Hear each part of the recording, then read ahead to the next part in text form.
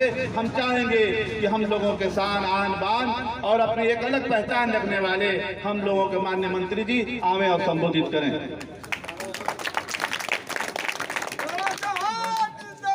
जिंदाबाद जिंदाबाद। आज इस कार्यक्रम के अध्यक्ष जी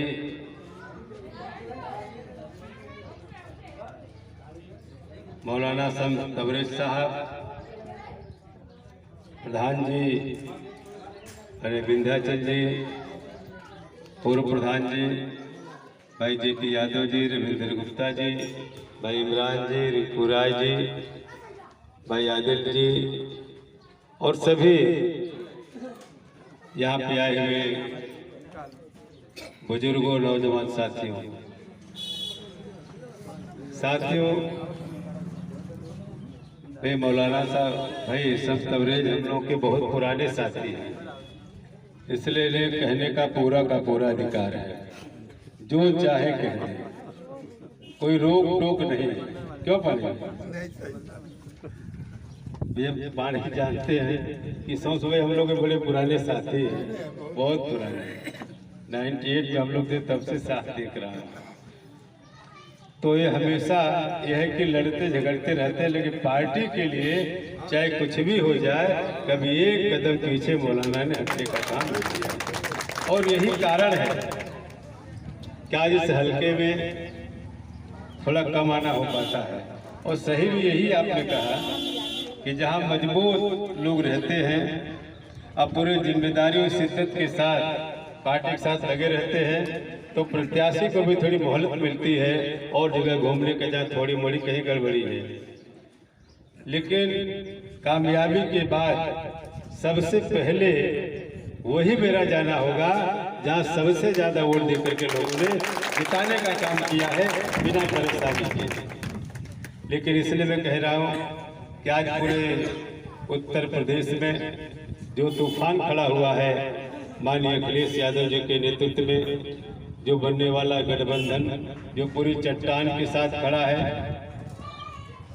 आज पूरे प्रदेश में चाहे छात्र हो, नौजवान हो, किसान हो, हिंदू मुसलमान हो, सारे लोग के मन में बस एक ही सोच है कि हमें भाजपा को हटाना है। आपने देखा, मैं घूम रहा हूँ इस हल्के में, जहाँ भी जाते हैं सारे लोग चाहे किसी जाति का हो, किसी धर्म, किसी मजहब का हो, और खास करके वो गरीब लोग जो कभी चाय बेचने के नाम पर कि चाय बेचने वाला है, गरीब आदमी साथ गरीबों का ख्याल रखेगा, पिछड़ों दलितों की हिफाजत के लिए काम करेगा। अब लोगों को पता चला कि वो चाय बेचने वाला नहीं, वो तो देश बेचने वाला निकल गया। और यही कारण है आज जिस तरीके से देश के जहाँ नौजवान को बड़ी बड़ी नौकरियां दी जाती हैं, छोटे से लेके बड़े तक, रेलवे को बेचने की तैयारी हो गई, BSNL बिक गया, oil sector, power sector, coal sector, जो प्रॉफिट मेकिंग कंपनियां थी सबको बेचने की तैयारी।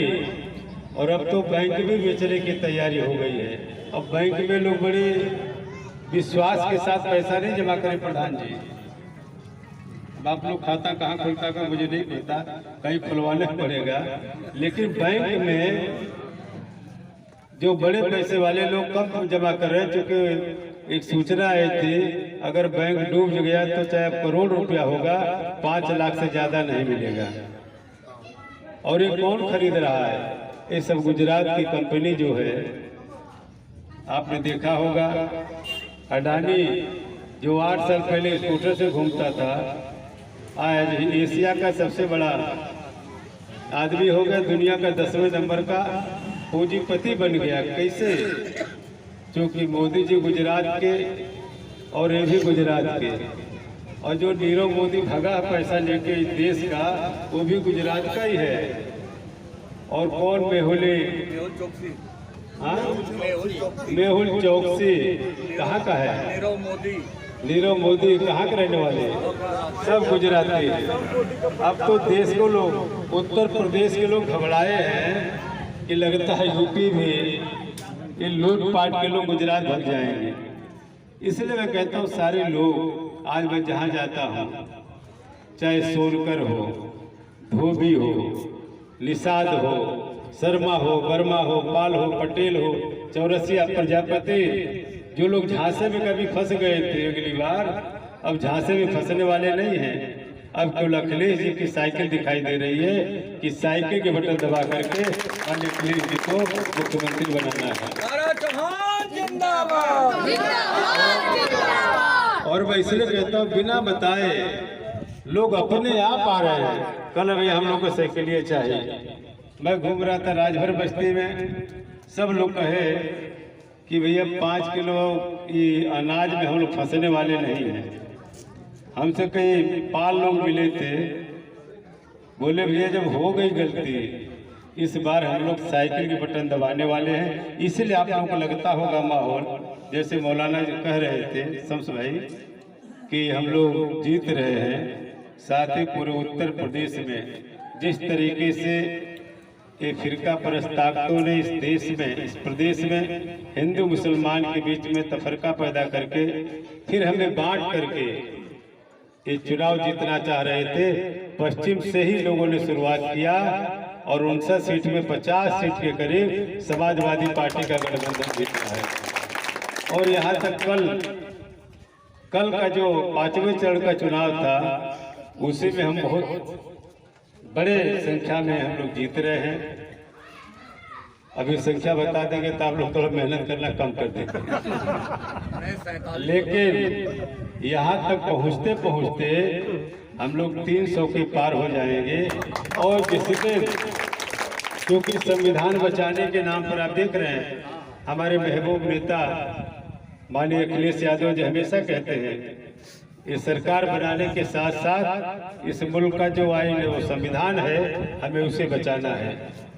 क्योंकि आज पूरे देश में जिस तरीके से संविधान में जो हक अधिकार मिला, गरीबों को आज उसे खत्म करने की साजिश हो रही है। आज इस बड़े समाज, बड़े पैमाने पर आज दलित समाज के लोग भी आज दूसरी पार्टी छोड़ करके साइकिल के बटन दबाने की तैयारी कर लिए हैं। इसलिए मेरी आपसे अपील है, अब तो सुनने में भी आ रहा है, कल कोई फोन से बता रहा था कि जैसे जैसे हम लोग आखिरी चरण की तरफ बढ़ रहे हैं, 5 कालीदास मुख्यमंत्री निवास से कोई बताया भैया कि नाम न खुलने पाए क्योंकि सीसीटीवी कैमरा लगा है।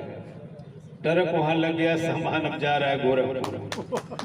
ये अब तो अखिलेश जी आ रहे हैं। इसलिए साथियों मेरी आपसे गुजारिश और सिफारिश है, अगर आप चाहते हैं, क्योंकि बहुत सारी चीजें हैं जिसको हमारे नेता मौलाना संत तबरेज साहब ने विस्तार से घोषणा पत्र के बारे में बताया होगा कि हमारी सरकार बनने के बाद जो बिजली के जो मसले थे और पूरे प्रदेश में कि जहां 500 बिजली का बिल आना चाहिए 25-25 हज़ार, 40-40 हज़ार रुपया ये बिजली विभाग के लोग भेज देते हैं।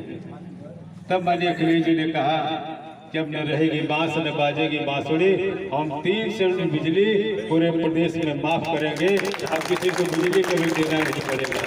किसान की सिंचाई, दवाई, पढ़ाई, खाद सब फ्री। अरे अब बात मुझे लगता है जो मैं कह रहा हूँ तो आप लोग सोचते हो कि क्या बोलते तो हम जान ही रहे हैं कि भाई अखिलेश जी ऐलान कर ही दिए सब कुछ करने के लिए। और सबसे ज़्यादा जो हमारे नौजवान थे जो अपने बेहतरी के लिए, अपने भविष्य के लिए जो डिग्री लेके सड़कों पे घूम रहा है, लखनऊ में आज लाठी खा रहा है, ये जोगी की जो पुलिस है, जिस तरीके से प्रयागराज की धरती पर बंदूक के कुंदों से छात्रों के दरवाजा तोड़ के निकाल के पीटा गया, क्योंकि अपने रोजगार की बात कर रहे थे। आज सारे लोगों में गुस्सा है, किसानों में सारे लोगों ने मन बना लिया है और इतना गुस्सा है कि जब तक हम अखिलेश जी को इस प्रदेश का मुखिया नहीं बना लेंगे तब तक चैन से बैठने वाले नहीं हम लोग हैं। और तो कर्मचारी लोगों का भी मैं गया था गोपागंज कस्बे में, तो मौलाना मिले थे, बहुत सारे लोग थे, अरशद भाई सब लोग थे। और वहाँ जितने भी मदरसे में जितने लोग थे, हमारे टीचर थे, बोले कि 90% जो कर्मचारी है वो साइकिल खोज रहा है, साइकिल की बटन दबा रहा है, साइकिल को जिता रहा है। और पूरे प्रदेश में हम तो कहते हैं जनता आगे है, नेता पीछे है। जनता का बस चले तो आज ही खदेड़ के बीजेपी को समुद्र के पार कर दे। और कर्मचारी जो है, जो माननीय अखिलेश जी ने कहा कि 2004 के बाद जो सेवा में लड़के आए हैं नए, हम पेंशन को, पुरानी पेंशन बहाल करेंगे। जनता तो छोड़ दीजिए, ये तो इलेक्शन कमीशन की एक बंदिश है कि 7 मार्च को ही वोट पड़ेगा। कर्मचारी पूरे उतावले में हैं, अगर उनको छूट मिल जाए इलेक्शन कमीशन की तो कल ही बटन दबा के साइकिल के माननीय अखिलेश जी को मुख्यमंत्री बना दे। इसलिए पूरा माहौल पूरे प्रदेश का, पूर्व से लेकर पश्चिम तक सारे लोग आज माननीय अखिलेश यादव जी के नेतृत्व में पूरा गठबंधन, भारतीय समाज पार्टी माननीय प्रकाश राज भर जी और साथी मिल करके पूरी शिद्दत से काम कर रहे हैं। और सारे समर्थक साथी के मन में बस एक ही है कि 10 मार्च के बाद जब माननीय अखिलेश यादव जी इस सूबे के मुख्यमंत्री बनेगी तभी हमें रोजगार मिलेगा। जो महंगाई है, महंगाई कालम आपने देखा कि कड़वा तेल कितना महंगा हो गया, डीजल पेट्रोल कितना महंगा हो गया, सीमेंट, सरिया, ईंट सब महंगा हो गया है। इसलिए माननीय अखिलेश जी ने कहा कि जो पेंशन मिलती थी 500 समाजवादी अब 1500 होगी, क्योंकि महंगाई बहुत बढ़ गई है। और इसी तरीके का काम उन्होंने जो किया है, और जितने घोषणा पत्र में है, कुछ चीजें घोषणा पत्र में नहीं है और सरकार बनने के बाद वो सब चीजें होंगी।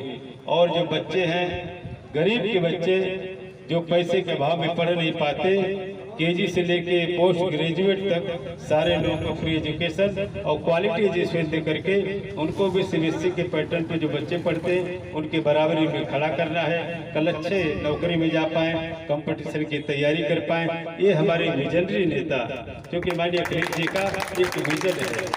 और एक बात मैं आज फिर कहना चाहता हूँ, पहले भी मैं हर मीटिंग में कहता हूँ कि जिस दिन माननीय अखिलेश यादव जी इस प्रदेश के मुख्यमंत्री बनेंगे, मुख्यमंत्री की शपथ लेंगे, उसी दिन इस मरकजी हुकूमत की उल्टी गिनती शुरू हो जाएगी। और आने वाले 24 में उनको भी बेदखल नहीं बल्कि पूरी तरीके से दफन करके ही लोग मानेंगे।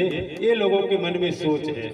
इसलिए मेरी आपसे अपील है, मेरी आपसे गुजारिश है, हो सकता आने जाने में कहीं देर हुई हो, लेकिन इतना जरूर मैं कहना चाहता हूँ कि अगर आपने मुझे आशीर्वाद दे करके विधानसभा में भेजा और माननीय अखिलेश जी को मुख्यमंत्री बनाने में पूरी ताकत आपने जिस तरह से लगाया है, निश्चित रूप से इस घोसी विधानसभा के विकास के लिए मैं जो कुछ हो सकता हूं अपने नेता मुख्यमंत्री से लड़के विकास कराने का काम करूंगा।